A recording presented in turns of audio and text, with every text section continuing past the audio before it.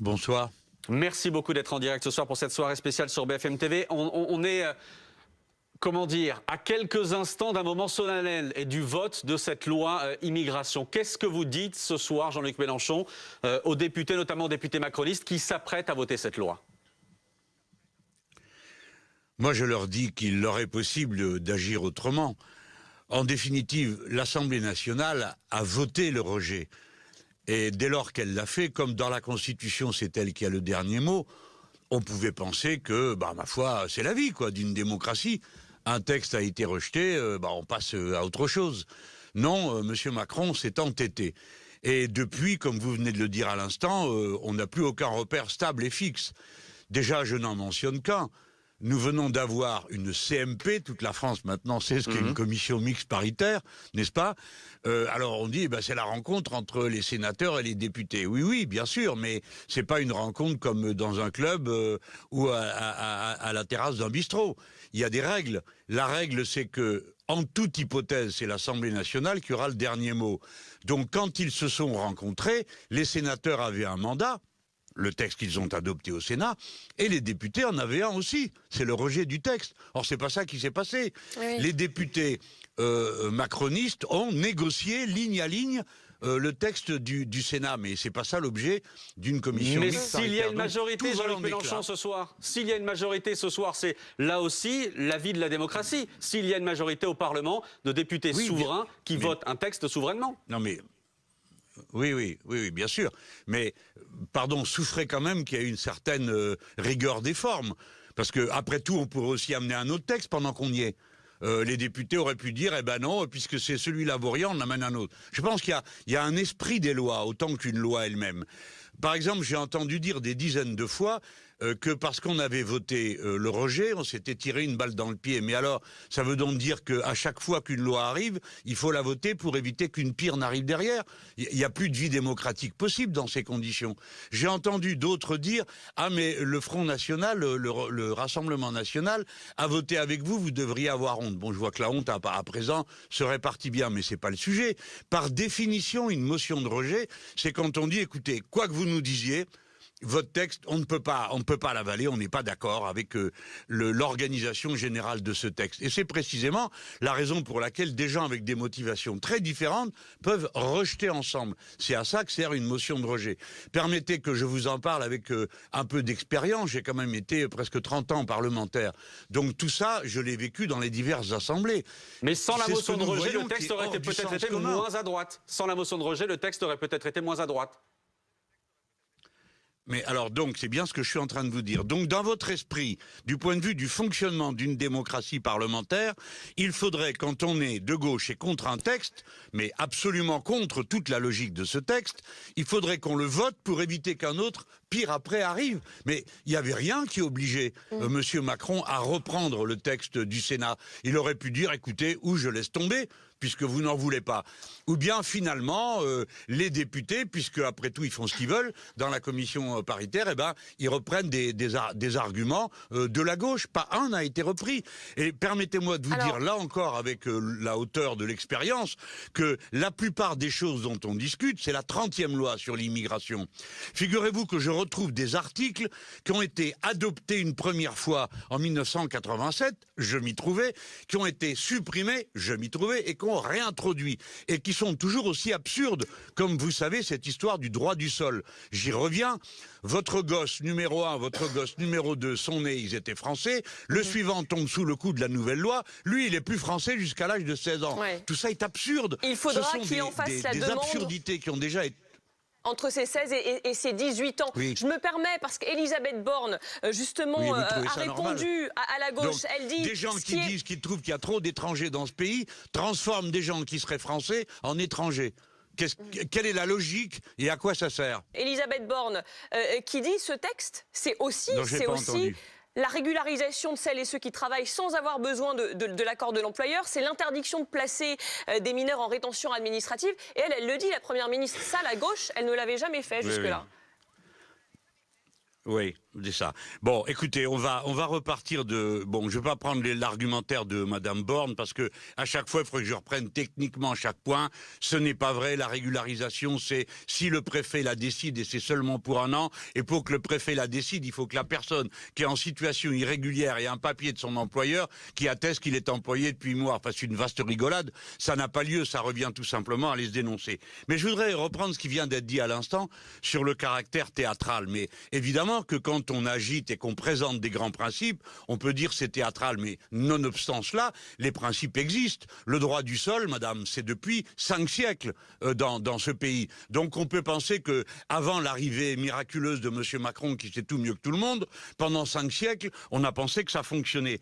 De même, quand on dit qu'il y a une majorité de l'opinion, bien je suis enchanté. Si on part des sondages, alors il y a 60% des Français qui sont pour le rétablissement de l'impôt sur la grande fortune. Pour autant, vous ne le faites pas. Donc, je proposerais que dans un débat de cette nature, on écarte ces arguments. Mais je voudrais cependant en présenter un.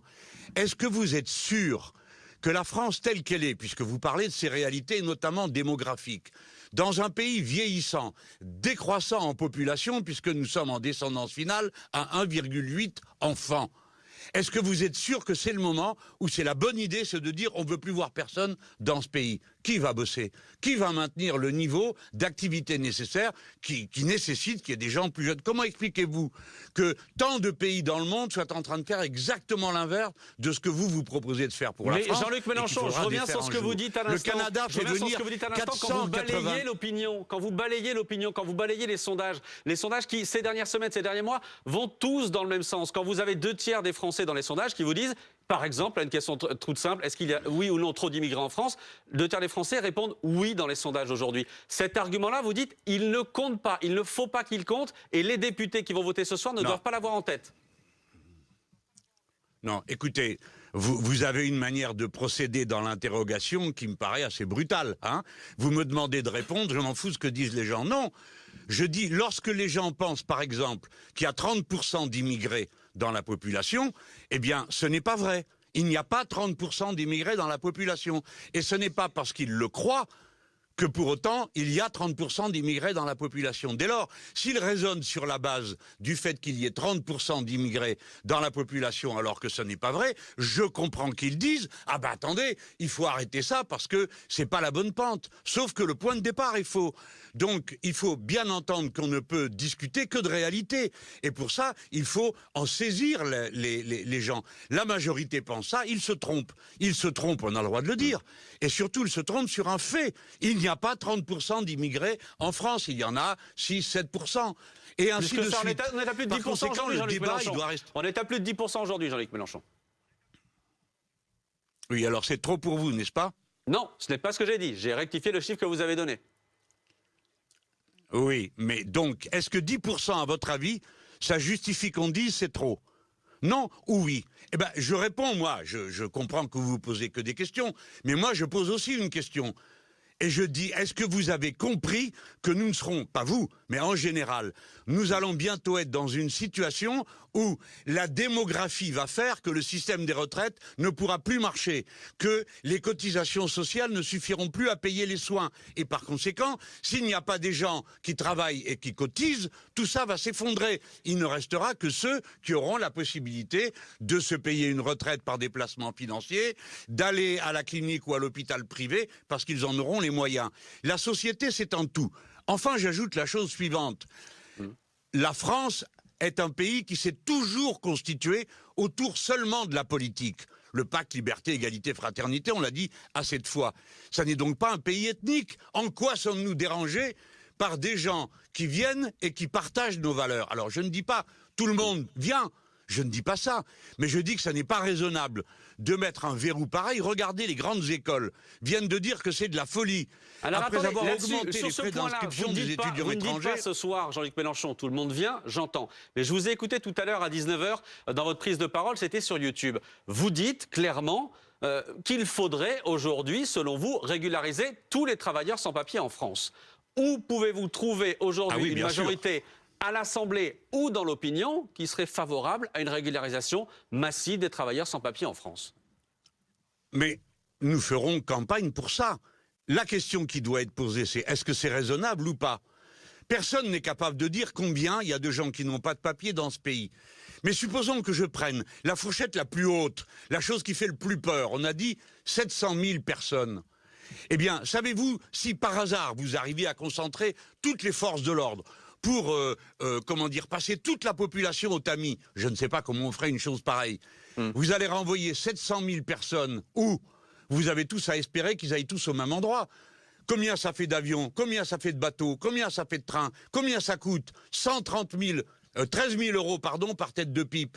Ce sont des sommes gigantesques, donc personne ne fera jamais repartir les personnes qui sont clandestines en France. Personne n'y arrivera jamais. Et pourquoi le ferait-on? Qu'est-ce qu'on a à perdre? Quand je dis les travailleurs sans papier, vous avez entendu mes mots, ce sont les gens qui travaillent. Ces gens payent des impôts comme tout le monde, ne serait-ce que la TVA. Ils cotisent par la force des choses, car leurs employeurs, à part ceux qui les prennent au noir, mais ça n'est pas la majorité, cotisent. Tous ces gens cotisent, participent. S'ils n'étaient pas là, je le dis les yeux dans les yeux, à ceux qui m'écoutent, s'ils n'étaient pas là, tout le système de la sécurité sociale s'effondrerait parce qu'il y aurait un trou dans la caisse. Par conséquent, il faut arrêter de prendre des décisions sans tenir aucun compte de la réalité. Savez-vous qu'à l'heure à laquelle nous parlons, le Canada fait entrer 480 000 personnes par an au Canada pour remplacer la population qui a vieilli. C'est pas parce qu'il y a de la place qu'ils font rentrer 480 000 personnes. En Italie, c'est de même. Vous vous rappelez comme moi des scènes terribles qu'a vécu l'Italie. Et c'est pourtant ce qu'ils sont en train de faire. Par conséquent, il faut réfléchir sur de toute autre base au rapport qu'on a à l'immigration, parce qu'au bout de 30 lois, on n'a toujours rien réglé. Jean-Luc Mélenchon, pendant qu'on parle, il y a ces images en direct à l'Assemblée nationale, il y a du mouvement puisque le vote doit maintenant avoir lieu dans 5 minutes. Peut-être avez-vous entendu ces toutes dernières informations sur ce que dit Emmanuel Macron. Il dit « je ne veux pas de la loi immigration avec les voix du Rassemblement national ». En gros, il veut une majorité sans les voix du RN. Et si ce texte est adopté ce soir avec le Rassemblement national, dit-il, il saisira demain au Conseil des ministres le Conseil constitutionnel. Est-ce que vous saluez, vous, cette démarche ? Mais tout ça, cette politique de gribouille, tout ça est absurde. S'il ne voulait pas des voix du Front National, ce qui n'est pas dans ses moyens, n'est-ce pas? Vous ne pouvez pas empêcher une assemblée de voter comme elle veut. Mais si vous ne voulez pas des voix du Front National, il ne fallait pas reprendre son programme. Madame, on m'a cité tout à l'heure dans mon intervention à 19h, j'ai cité, je les ai sous les yeux, 1, 2, 3, 4, 5, 6, 7 points, parmi les plus importants du texte de loi, qui sont directement tirés du programme présidentiel de Madame Le Pen. Ce qu'a Monsieur Macron, c'est qu'il n'accepte pas de perdre. Et il n'accepte pas qu'à des moments, dans la vie politique, qu'est-ce que vous voulez? Vous avez perdu, vous avez perdu. Et puis, vous vous inclinez devant un vote. Une assemblée dit qu'elle rejette, et elle rejette. On n'essaye pas de faire rentrer un texte par la fenêtre, comme ils viennent de le faire. Et là, maintenant, quoi? On va rediscuter de tout ça? Et qu'est-ce qui lui fait penser qu'il y aura un autre résultat au vote des députés que celui qu'il y aurait là? Tout ça est dans la confusion, la pagaille, et ne correspond à aucun besoin. Car je vous le rappelle, où est le problème? Il y a une vague tout d'un coup d'immigration, nous sommes submergés. Où est le problème qui nécessite une telle urgence et une telle violence? Il n'y en a pas. Pour vous, elle est là, Jean-Luc Mélenchon, la victoire du RN, la victoire idéologique dont parle Marine Le Pen, pour vous, elle est là? Ah oui, ah oui. Écoutez, elle a au moins eu la franchise de le dire. Je sais que c'était pour embarrasser tout le monde. Je la connais depuis assez longtemps. Mais au moins, elle l'a dit. Bien sûr que c'est une victoire idéologique. Comment l'homme qui s'est fait élire en disant « vos voix me font devoir » en parlant à nous, à ceux qui au deuxième tour n'ont pas voté pour Madame Le Pen, et maintenant le voilà en train de défendre le contenu, le cœur de ce qui fait qu'une personne qui a voté Macron ne peut pas accepter. Parce que, bien sûr, nous avons des divergences et vous en connaissez la profondeur. Il suffit de voir comment il me traite. Mais nous avons aussi en commun un certain nombre peut-être de choses. En tout cas, nous, on le pensait. Vous savez, je vais vous dire, on a peut-être fait preuve de naïveté. Parce que quand on a voté la motion de rejet, on ne croyait pas que M. Macron reviendrait avec le même texte aggravé par des prises de position du Rassemblement national. Comment a-t-on pu en arriver à une inversion de la société à ce point? Je pense que le président, là, il n'est plus tout à fait dans ses pompes. Enfin, c'était l'une des options qui se présentait à lui. C'était soit le retour de la navette, soit la commission mixte paritaire, soit le retrait. Il a choisi la commission mixte paritaire. Admettons là, je disais le vote... Non mais attendez, j'ai dit il y a un instant pourquoi c'était un abus de pouvoir. Mais des fois ça arrive, moi je me rappelle du président Mitterrand retirant la loi sur l'unité du service public de l'éducation parce qu'il y avait des manifestations extrêmement amples. Il a considéré que ça n'avait pas de sens d'essayer de forcer. Et j'aime mieux vous dire que nous on n'était pas contents. Hein.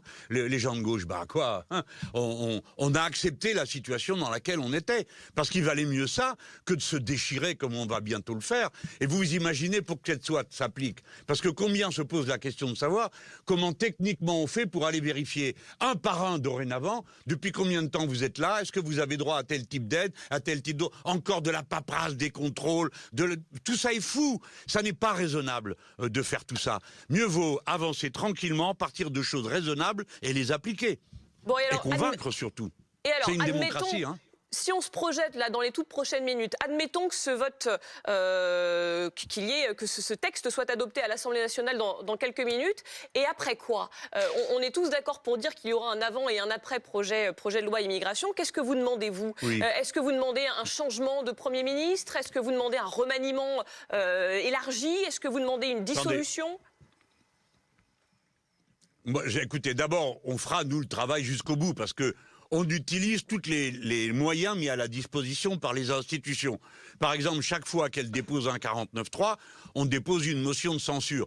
Je trouve incroyable qu'on nous dise vous êtes en train de banaliser la motion de censure. Peut-être bien, mais c'est eux qui sont en train de banaliser le 49.3. Vous connaissez beaucoup de démocraties dans le monde où un texte est considéré comme entièrement adopté sans qu'un seul parlementaire n'ait voté. Simplement parce qu'ils n'ont pas voté la censure. C'est ce qu'on est en train de faire. Maintenant, on en est à la 22e fois. Ça n'existe nulle part ailleurs au monde. Bon, là, il a dit, Emmanuel Macron, donc, il n'y aura pas de 49.3. Il n'y aura pas de 49.3 en l'occurrence, là, en cas de blocage à l'Assemblée nationale. Oui, mais il ne peut pas, de toute façon. Alors, il vous fait un cadeau qu'il ne peut pas. C'est pour ça qu'il va faire revenir le texte, parce que s'il fait revenir le texte en janvier, il sera dans une nouvelle session parlementaire et il aura à nouveau son droit de tirage de 1,49.3 pendant la session. C'est de la technique parlementaire, mais ça, en ce moment, on parle beaucoup de technique parlementaire. Nous, déjà, ce qu'on va faire, c'est un recours devant le Conseil constitutionnel. Enfin, madame, vous avez entendu, comme moi, monsieur Darmanin dire à la tribune du Sénat qu'il savait qu'il y avait des articles qui sont anticonstitutionnels. Donc, en ce moment, l'Assemblée nationale s'apprête à adopter, à la demande du Premier ministre, un texte dont ils savent eux-mêmes qu'une partie va être censurée. Alors moi, je pose la question, quelle partie, à son avis, va être censurée? Est-ce que c'est ce qu'ils ont négocié avec LR? Autrement dit, ils leur ont proposé un pacte bidon. Je crois qu'on nage dans l'à peu près n'importe quoi et qu'on a du mal à deviner ce qui va se passer, sinon que, vous êtes d'accord, il y a en effet ce qu'on appelle une crise politique. Ça n'est pas à moi de dire comment M. Macron doit la régler dans sa majorité. Mais il est certain qu'au bout d'un certain temps de blocage, c'est le retour au peuple, la bonne formule. Alors, je ne dis pas que qui ça arrange et qui ça n'arrange pas, mais en attendant, c'est comme ça que ça se passe dans les démocraties, d'habitude. Quand on est dans une impasse, on retourne devant les électeurs. Ça se fait dans tous les pays du monde. Je ne vois pas où serait l'exception française qui ferait qu'on n'aurait pas besoin de revenir au peuple. Et précisément, Jean-Luc Mélenchon, dans cette optique-là, on sait que beaucoup à gauche, en dehors de la France insoumise, et certains même dans la France insoumise, vous ont accusé d'avoir abîmé la NUPES, d'avoir abîmé l'union que vous aviez réussi à faire. Est-ce que vous considérez que ce soir, vu la tournure que prennent les débats et les événements à l'Assemblée, vu ce texte de loi, l'heure est suffisamment grave pour mettre tout ça de côté et revenir à une union plus solide de la NUPES? Est-ce que c'est ce que vous appelez? Alors, attendez. D'abord, je ne peux que démentir ce que vous venez de dire. Je n'ai rien abîmé du tout. Ce n'est pas moi qui ai décidé de quitter la NUPES, c'est le Parti communiste. Ce n'est pas moi qui ai décidé de mettre un moratoire, c'est le Parti socialiste. Ce n'est pas moi qui ai décidé de suspendre les travaux en commun, c'est Europe Écologie Les Verts. Et à l'heure à laquelle vous me parlez, je ne sais toujours pas pourquoi. C'est-à-dire qu'à aucun moment, il n'a été dit autre chose que le style, le ton, etc. Mais chacun à sa manière. quand j'ai proposé qu'on fasse un groupe unique, on m'a dit non. Bah, si on ne fait pas un groupe unique, chacun fait comme il le sent et a sa manière d'être. Moi, je n'impose pas aux autres leur manière d'être. Alors maintenant, ce qui est certain, j'ai entendu l'appel de Manuel Bompard, notre coordinateur national, qui lui dit il faut séance tenante que tous les partis de la NUPES se voient parce que cette fois-ci, c'est très grave. Quand on pense que les macronistes ont franchi le Rubicon, qu'est-ce que ça veut dire concrètement? Ben, que vous avez le bloc des droites est en train de se constituer, qui aurait une caractéristique, son centre de gravité est plutôt vers l'extrême droite, et d'autre part, un dénominateur commun, à bas LFI. Alors avec ça, bon, roule bouboule, c'est ça qui compte faire. Mais en effet, je pense que j'entends ce que dit Bompard et je lui donne raison, il faut se réunir d'urgence, et moi je dis que on peut laisser tout de côté, on peut faire un bilan et on peut repartir sur des bonnes bases. Mais je crois que non, ce n'est pas ce que veulent faire les autres. Et en particulier pour les élections européennes, si nous avons une liste commune, nous rivalisons avec le Front National et les macronistes. Si nous n'en avons pas, nous ne rivalisons pas, vous le savez aussi bien que moi. Les prises de parole, Jean-Luc Mélenchon, sont en train de commencer à l'Assemblée avant le vote. On attend notamment Gérald Darmanin. Une question encore avant Gérald Darmanin. Restez avec nous encore. Le ministre de l'Intérieur n'est pas encore arrivé. On voulait vous garder encore quelques instants, quelques minutes. Jean-Luc Mélenchon, est-ce que vous dites ce soir, encore une fois, le vote va commencer d'un instant à l'autre et on va le suivre en direct sur BFM TV, les prises de parole avant. Est-ce que vous dites ce soir, 21h33, il y a encore un espoir que ce texte ne passe pas? Oui. Oui, oui, il y a un espoir, parce que vous avez beau penser que tout ça est très théâtral, mais nous sommes nombreux sur tous les bancs à avoir en quelque sorte la passion de la France. Et il y a des moments où on se retrouve sur certains sujets, pour des raisons des fois très diverses. Pour moi, ça va être par philosophie. Pour mes collègues du MoDem qui sont démocrates chrétiens, c'est parce que leur vision... Leur inspiration chrétienne fait qu'ils ne peuvent pas accepter d'organiser une maltraitance d'État à l'égard des personnes qui arrivent dans notre pays ou des maltraitances d'enfants à cause de lois de cette nature. Et je pourrais en dire pour beaucoup d'autres. Je vois des gens qui sont en désaccord absolu avec moi, comme M. Gilles Legendre, l'ancien président du groupe macroniste à l'Assemblée, a annoncé qu'il ne voterait pas cette loi. Ça montre bien qu'il y a aussi un socle commun d'attachement à une certaine forme républicaine de l'État qui nous relie entre nous, heureusement, non? Même si quand même, ça risque d'être un petit peu compliqué. On l'entend, vous restez optimiste, mais si le Rassemblement national vote la loi... C'est mon devoir. Voilà, si les Républicains votent la loi, bon, vous comptez sur qui? Alors, vous comptez finalement sur les députés de la majorité qui diraient non, comme Sacha Houlié, comme Gilles Legendre, c'est ça? Oui. Oui, et d'abord, c'est pas une majorité, c'est bien pourquoi je peux y croire. Parce qu'ils sont une minorité, la plus importante de l'Assemblée nationale, mais en 3 groupes. Le MoDem, c'est 50 voix. Et pardon de vous dire que si le MoDem décide ce soir de ne pas voter cette loi, c'est un problème politique qui va bien au-delà des 50 membres de ce groupe. Et je pense que la majorité de M. Macron, interne, je veux dire, entre eux, la majorité n'est pas si stable qu'il puisse se passer de 50 personnes qui constituent un groupe entier. Quand on voit que le groupe Lyot, qui bien sûr n'est pas membre de la famille présidentielle, va aussi voter contre. Ne laissons pas croire qu'il y aurait un raz-de-marée en faveur des idées de Madame Le Pen, y compris dans l'Assemblée nationale, parce que ce n'est pas vrai. Ce n'est pas vrai. Et puis, si on ne s'accroche pas à ça, eh bien alors à quoi bon lutter, à quoi bon argumenter? Moi, j'argumenterai tant que je peux, et mes camarades le font. Vous savez, en ce moment, ce qu'ils font, on appelle ça du bouton de veste, nous. C'est-à-dire qu'ils sont dans les couloirs, dans les bancs, essayer de convaincre l'un, convaincre l'autre, et pas évidemment des idées de la France insoumise, c'est pas le sujet. Le sujet, c'est surtout, votez pas ça, on va avoir l'air de quoi devant le monde entier dès demain matin. Merci beaucoup, merci Jean-Luc Mélenchon d'avoir été avec nous ce soir en direct pour cette soirée spéciale